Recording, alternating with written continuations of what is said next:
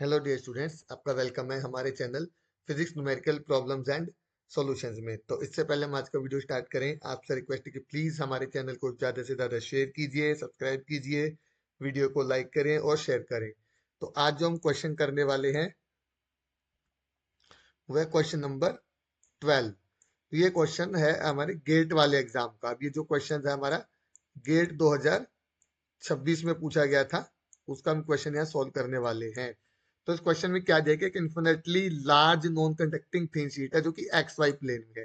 तो हम ये बना लेते हैं इस तरह से। यहाँ पे ये हमारा हो गया एक्स, ये हमारा हो गया वाई, और ये वाई हो गया हमारा, ये इसको वाई बना लेते हैं अच्छे से। इसको मिटा के एक बार वाई बना देते हैं। ठीक है, दोबारा से इसको हम वाई बना लेते हैं। ये हो गया हमारा वाई। ओके, और ये हो गया हमारा जेड। ओके, अब हमारी जो शीट है वो इस वाले प्लेन में रखी हुई है हमारे पास, और उसकी z इक्वल टू जीरो हमारा प्लेन, मतलब कि इसमें रखा गया, मतलब कि z हमारे जीरो हो गया ओरिजिन। ओके, z का कोई यहाँ पे कंट्रीब्यूशन नहीं है, z हमारा परपेंडिकुलर हो गया इसका मतलब। अब वो carries a uniform charge surface charge density, इसके पास एक सरफेस चार्ज डेंसिटी है sigma. The electric field in the region z less than zero is this. मतलब अगर z हमारा छोटा है जीरो से, मान लो ये वाला जो पोर्शन है z हमारा नेगेटिव है, इसमें z अगर जीरो से छोटा है तो ये हमारे पास इलेक्ट्रिक फील्ड इतनी है। अब हमें निकालना है कि इस वाले पोर्शन में जहां पे z बड़ा है हमारे पास, उस रीजन में हमारे पास इलेक्ट्रिक फील्ड का क्या वैल्यू होगा। तो यहाँ पे करना है। तो सबसे पहले स्टूडेंट्स हमारे पास क्या है, हमारे पास सिग्मा दिए सरफेस चार्ज डेंसिटी। अब हमारे पास जो फॉर्मूला है वो हमारे पास होता है E vector dot DL vector is equal to होता है हमारे पास minus D phi by D T. This is the Faraday, ये आता है हमारे पास फेरेडेज लॉ की वजह से। हमारे पास this is the line integral of electric field is equal to minus D phi by D T. मतलब कि हमारे पास जो लाइन इंटीग्रल है इलेक्ट्रिक फील्ड का वो अपोज करता है, यहाँ पे किसके अपोजिट है, यहाँ पे अपोज कर रहा है इसको, फ्लक्स को। तो rate of change of flux को यहाँ पे अपोज कर रहा है। फाई हमारे पास यहाँ पे क्या है, फ्लक्स है, और नेगेटिव साइन रिप्रेजेंट कर रहा है कि ये अपोज कर रहा है। तो हमारे पास क्या, अब यहाँ पे ई वेक्टर और डीएल वेक्टर हमें निकालना है यहाँ पे बेसिकली, और ये हमें देखना है कि ये वैल्यू हमारी कितनी होगी। तो क्योंकि सिग्मा हमारे पास क्या, यूनिफॉर्म सरफेस चार्ज डेंसिटी, मतलब यहाँ पर जो है चार्ज डेंसिटी हमारे पास हर जगह पर सेम है। दैट मीन्स जो हमारे पास चार्ज है हमारे पास वो फिक्स है, वो कहीं किसी तरह से मूव नहीं कर रहा, वो टाइम इंडिपेंडेंट है। ध्यान से सुनिए इसको दोबारा से। यूनिफॉर्म सरफेस चार्ज डेंसिटी का मतलब है कि हमारे पास चार्ज डेंसिटी हर जगह सेम है। दैट मींस जो चार्ज है वो हमारा फिक्स है, वो टाइम पे डिपेंड नहीं कर रहा यहाँ पे। तो जब चार्ज हमारा मूव नहीं कर रहा तो क्या होगा, नो चार्ज इज मूविंग, लिख लेते हैं no charge is moving. Okay, तो अगर चार्ज मूव नहीं करेगा तो क्या होगा, no current, no I is equal to zero. Okay, I zero आ गया। अब अगर करंट जीरो होगा तो वहां पर मैग्नेटिक फील्ड भी प्रोड्यूस नहीं होगी, यानी कि बी भी हमारा जीरो हो जाएगा। और अगर मैग्नेटिक फील्ड नहीं होगी दैट मीन्स हमारा जो है फ्लक्स भी नहीं होगा, और ये जो लाइन इंटीग्रल है ये हमारा जीरो के इक्वल आ जाएगा। फ्लक्स जीरो होगा तो फ्लक्स नहीं होगा तो ये पार्ट जीरो हो गया, दैट मीन्स हमारे पास लाइन इंटीग्रल जीरो आ गया। अब हमारे पास लाइन इंटीग्रल जीरो आ गया तो हम क्या कर सकते हैं, क्योंकि देखो डॉट प्रोडक्ट है, डॉट में हम क्या लेते हैं, इसको सॉल्व कर लेते हैं। ये आ गया हमारे पास ई वन टी, और मल्टीप्लाई में आ गई length C T minus E two T,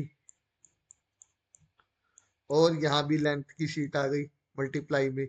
और ये थोड़ा सा इसको दोबारा से करेक्ट कर लेते हैं। यहाँ पे ये जो टी है हमारा ये नीचे आएगा यहाँ पे इधर इज इक्वल टू जीरो, मतलब इलेक्ट्रिक फील्ड का कंपोनेंट इनटू में लेंथ, और क्योंकि इंटीग्रेशन है इसलिए माइनस में ले लिया दूसरा वाला part, into length is equal to zero. अब लेंथ हमारा जीरो नहीं हो सकता, दैट मीन्स हमारे पास अगर हम दोनों को बराबर रख ले तो मतलब कि ई वन टी, मतलब इलेक्ट्रिक फील्ड का टेंजेंशियल कंपोनेंट और इलेक्ट्रिक फील्ड टू का भी टेंजेंशियल कंपोनेंट दोनों हमारे सेम हो जाते हैं यहाँ पर।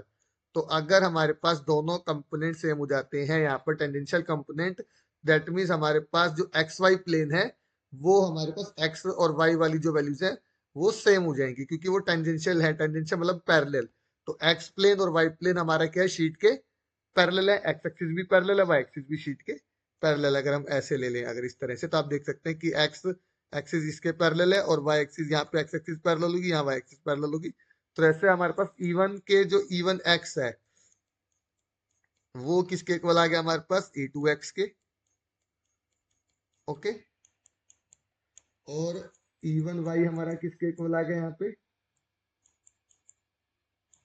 Is equal to E2 Y के। तो यहाँ से E1 एक्स E2 एक्स इतना आ गया। तो E1 ये दोनों कंपोनेंट्स हमारे पास कितने आ गए यहाँ पे, ये आ गया 1 और ये आ गया हमारे पास 2, ये दो वैल्यूज आ गई।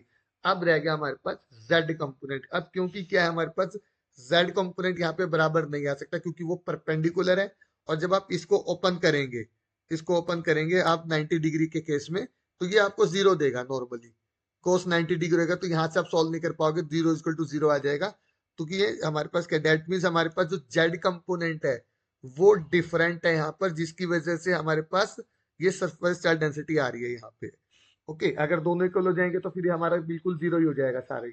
तो परपेंडिकुलर की वजह से क्या होगा हमारे पास, E1z minus E2z is equal to हमारा हो जाएगा सिग्मा बाय एप्सिलॉन नॉट। ये आ गया हमारे पास।